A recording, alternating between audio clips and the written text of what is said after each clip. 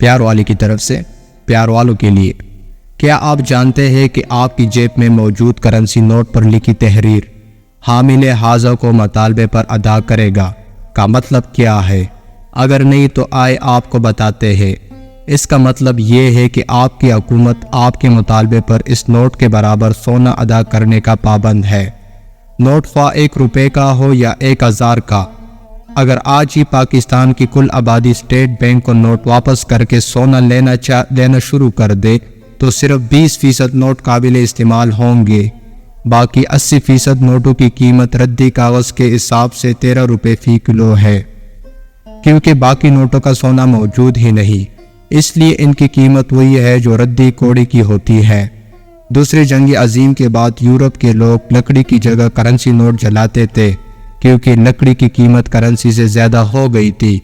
مہنگائی بڑھنے کی شرح، جسے انفلیشن یا افراد زرد کہتے ہیں، ایک مرغی کی قیمت فرعون کے دور میں 2 درہم تھی، جو کہ 19ویں صدی کے آخر تک 2 درہم ہی رہی۔ اگر ہم غور کریں تو آج بھی اس کی قیمت 2 درہم ہی بنتی ہے، مطلب 0% انفلیشن۔ پچھلے صرف 100 سالوں کے دوران کاغذی کرنسی کی قیمت کئی 100 گنا گر چکی ہے۔ انفلیشن دراصل ایک ٹیکس ہے جو امیر اور غریب بغیر کسی تفریق کے برابر ادا کرتے ہیں۔ آج غریب اور افلاس کی سب سے بڑی وجہ ہی پیپر کرنسی اور اس پر دیا جانے والا سود ہے۔